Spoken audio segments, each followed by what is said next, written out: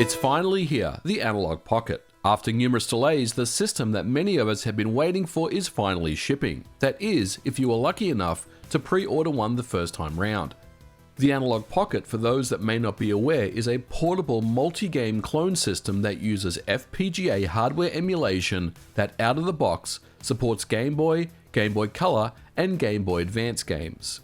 That's over 2,700 games. There's also add-on adapters that will support other handheld systems such as the Sega Game Gear, Neo Geo Pocket, and Atari Lynx. The Analogue Pocket retails for $210 and is offered up in two colors, both black and white. Now, I want to be clear on this review. I was one of those who was lucky enough to pre-order the Pocket back in August of 2020. So although I am a paid up customer, I want to give you guys full transparency that Analogue did send me out a review unit to take a look at on the channel. The summary is, the Pocket is a fantastic device, but it has some issues, and we're going to take a look at all the good and the things that I'd love to see improved with the Analogue Pocket. So what does $199 get you? Well, it gets you the base unit, and there's really not much else. It's quite bare bones. You will receive the Analogue Pocket, the star of the show of course, a USB-C charging cable, and a QR code for instructions. And that's it. The Analogue Pocket comes with many add-ons that can be purchased separately, and we're going to take a look at some of those in this review as well. But going back to the Pocket, closely resembling the form factor of an old school Game Boy, it features a 3.5-inch LCD screen with a resolution of 1600 by 1440. That's exactly 10 times the resolution of the original Game Boy's 160 by 144 resolution, and it looks absolutely gorgeous. The Pocket features a D-pad, a total of 7 face buttons, and 2 shoulder buttons on the back of either side of the cartridge port. On the base of the unit, there is a Pocket Link adapter for connecting up two Pockets together. This is also fully backward compatible with the original Game Boy hardware. There's also a USB-C port for charging and a headphone jack for stereo output. On the left-hand side, the big green button is the power switch. Pressing down puts the Pocket into sleep or standby mode. Holding it down for a few seconds will turn it off. There is a volume control adjustment just above it, and on the right side is an SD card slot. This of course will be used for firmware updates. In fact, the first thing that I did when powering on the Pocket was update it to its latest firmware. But undoubtedly the star of the show here is the incredible screen. Original Game Boy and Game Boy Color games look superb, correctly fitting into the dimensions of the LCD panel. But for Game Boy Advance games, they run at a native resolution of 240 by 160 or a 3:2 aspect ratio. Therefore, for Game Boy Advance to fit neatly on the screen with the correct aspect ratio, there will be visible black borders on either side. There's not really much that Analogue can do here. They made the choice to use the 1600 by 1440 size screen, and I do think it is the right choice. However, and this is just my personal opinion, Game Boy Advance games on this system, while they look, sound and play incredible, doesn't feel quite right to me. We really want that 3:2 aspect ratio screen, and the original GBA handheld form factor is what works so well. Now of course the Analogue Pocket is fantastic, but let's be honest, this handheld was built for Game Boy and Game Boy Color in mind. The other cores, while they will run and look terrific, aren't necessarily the ideal choice. However, this is one handheld that runs it all, so the choice really is up to you. I personally think the original GBA with an IPS backlit screen is the preferred choice. But let's move on. Each of the cores included on the Pocket come with their own video options, and for the original Game Boy, you will have the option of an original DMG mode, faithfully replicating the original LCD pixel display of the original Game Boy. There's also settings for Game Boy Pocket, Game Boy Light, Pinball Neon Matrix, and Analog GB, which is a stock black and white setting that looks quite sharp. But there's also added features of additional color palettes in Analog GB mode as well. There's also options to resize, reposition, apply sharpness, and a frame blending option. Frame blending effectively replicates the original look of hardware by adding some simulated ghosting, and this looks quite good in DMG mode overall. Game Boy Color has additional video options as well to run Game Boy Color cartridges in GBA mode. On the original GBA, there was a switch that would be enabled based on the cartridge shell, so the GBA knew if a Game Boy cartridge was inserted. On the Pocket, there is no way of knowing, so Analogue has an option to run a Game Boy cartridge as GBA. And there are a very small list of Game Boy titles that have GBA enhancements, including Shantae. And with a quick test of this toggle, you can see that the game can switch between normal and GBA enhanced mode. Now the next thing that I looked at was the accuracy of Game Boy and Game Boy Color games. And the takeaway here is that it's near perfect, at least with the games that I've tried. And I've tested probably about 200 different games. So let's walk through a few of them. The first game that I tried was Prehistoric Man. Now this game has a lot going on with parallel scrolling effects during its intro. It relies on precise LCD timings, and the LYC register is getting a heavy workout, and the timing of this game is crucial.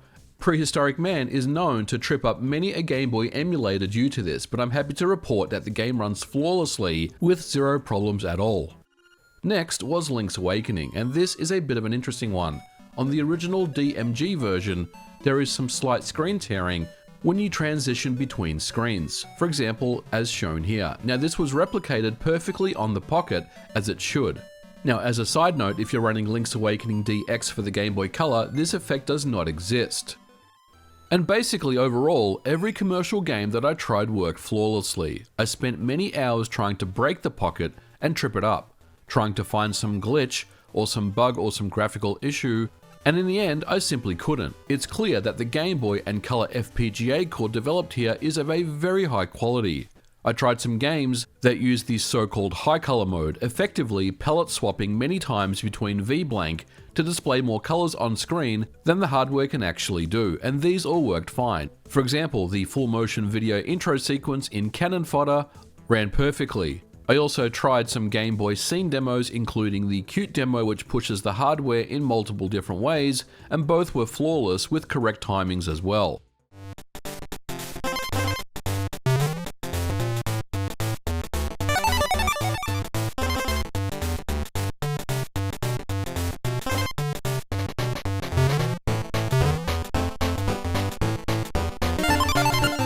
Now let's talk about Game Boy and Game Boy Color audio. Now this is one area that can be troublesome in emulation.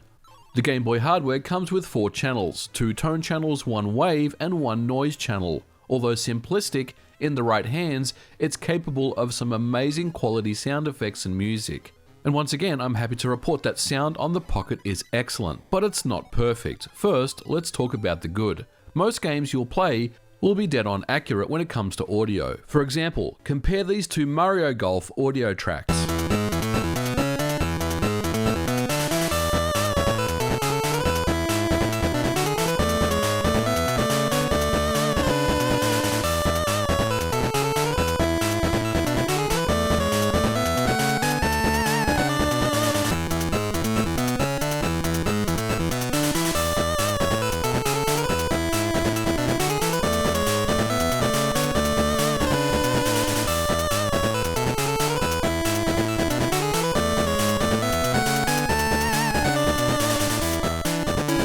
Overall, very accurate, at least to my ears. Now I'm sure there'll be some scientific waveform comparison, but it's fair to say that audio is very well implemented.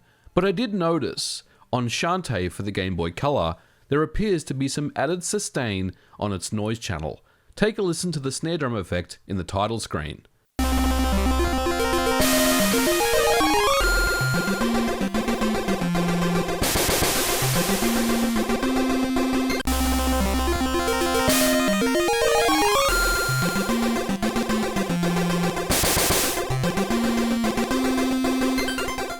There's clearly a difference here. And then what about this track early in the game?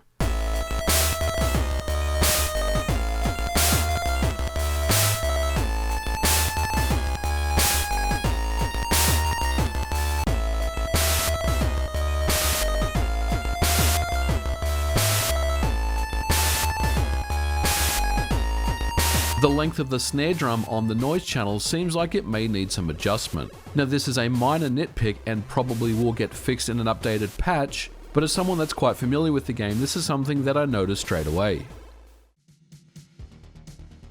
Moving on to the Game Boy Advance, and just like the Game Boy and Game Boy Color, the experience here is very high. So far, I haven't found any games that are considered red flags for emulation, and I've tested around 100 Game Boy Advance games, and the compatibility of this FPGA core is extremely high. GBA comes with 3 unique video modes. Analog GBA is my preferred option.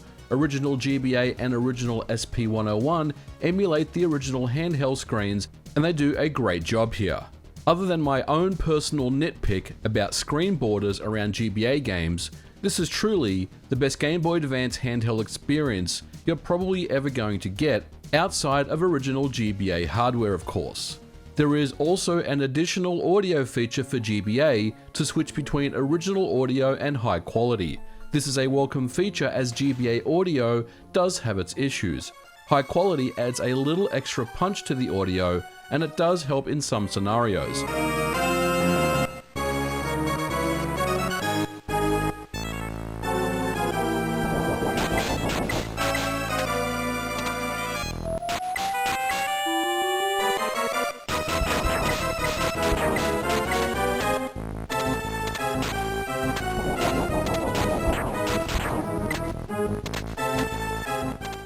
Now there is a fourth option when it comes to the Analogue Pocket, and that is the Sega Game Gear. The Analogue Pocket supports it, but you'll need to purchase an add-on adapter for an additional $29.99 US. Simply insert the adapter into the cartridge port, then the Game Gear cartridge into the adapter, and then turn on the Pocket. The Game Gear core once again is excellent, and I haven't found any games that are causing any issues. The Game Gear comes with its own display settings and once again faithfully recreates the display of the original older Game Gear hardware. But again, I just prefer the default analog option. Now at this point, I should mention that all EverDrive cartridges are supported. I own an EverDrive X3 for the Game Boy and Game Boy Color and an X5 for the Game Boy Advance, and both work without any issue. I also bought a knockoff Game Boy Flash cartridge from Amazon, which I think is a clone of an older EverDrive. This comes preloaded with about 300 games, and this works just as well. Now the Pocket link cable can connect a Pocket to another Pocket or to an original Game Boy hardware. And this works like any regular link cable for multiplayer gaming, and this is definitely a welcome feature. Now let's talk about some of the add-ons. The main one that you're probably considering is the Pocket Dock. This retails for an additional $100 US, and simply put, it allows you to dock the Pocket and route its video and audio to HDMI up to 1080p at 60 FPS. It also allows for the connection of many USB controllers. I tested a generic USB controller here and it works fine. Many of the 8-bit DOE controllers are supported as well. The dock is a welcome addition, and I think it's pretty cool. For me, the biggest reason to own a dock is for direct screen captures, something that is very tricky to do on most of these handheld platforms without expensive aftermarket modifications. Now with the Pocket and the dock, you have a clean 1080p output that makes things a breeze. And if you're a game streamer, the Pocket Dock is a must purchase, as you'll never have to worry about original hardware and cables again. Now one last thing to mention are some of the tools that come with the Pocket, notably GB Studio. If you ever wanted to learn game development, I've always said starting with a small limited piece of hardware is a great first step. And what better hardware than the original Game Boy? GB Studio is a visual game builder to create Game Boy and Game Boy Color games that requires zero programming experience. From here, you can construct your game, build it, and then run it on the Pocket via the Tools menu. And this is a really cool feature. Now, making Game Boy games is something that I'm probably going to do in separate videos on the channel, but it is great to see GB Studio and the Pocket working so closely together. Unfortunately, the process to get GB Studio games over to the Pocket is manual. You'll need to remove the SD card, insert it into your PC, copy the GB Studio Pocket file over to the SD card, insert it back into the Pocket, and then launch it via the Tools menu. What would be really cool is if the Pocket acted like a development kit where you would easily be able just to run the game on the Pocket via GB Studio directly.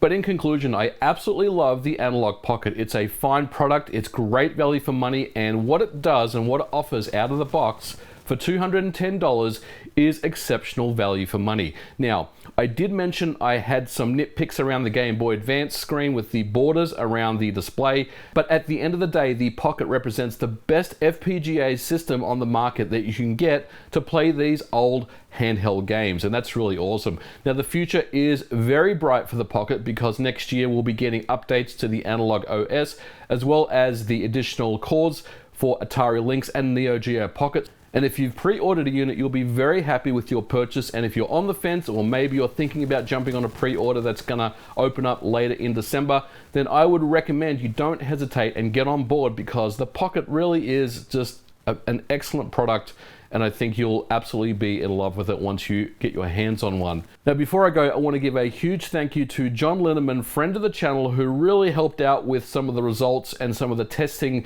that you saw in this episode. He was very instrumental in really just making sure that the information that I'm presenting in this episode was accurate, because there's always some outliers when it comes to cartridge-based testing. You may get those occasional quirky things that happen, and he was very helpful with validating some of the results of the testing that I was doing. So huge thanks to him, and he has his own video on the Pocket from DF Retro. I'll leave a link to that in the description below. Of course, you're going to check it out because it's DF and they do amazing work. But I want to give a huge thanks to John for really helping me out on this episode. Now, we are going to leave it here. Thank you so much for watching. If you liked it, don't forget to put a like on it, and I'll catch you guys in the next video. Bye for now.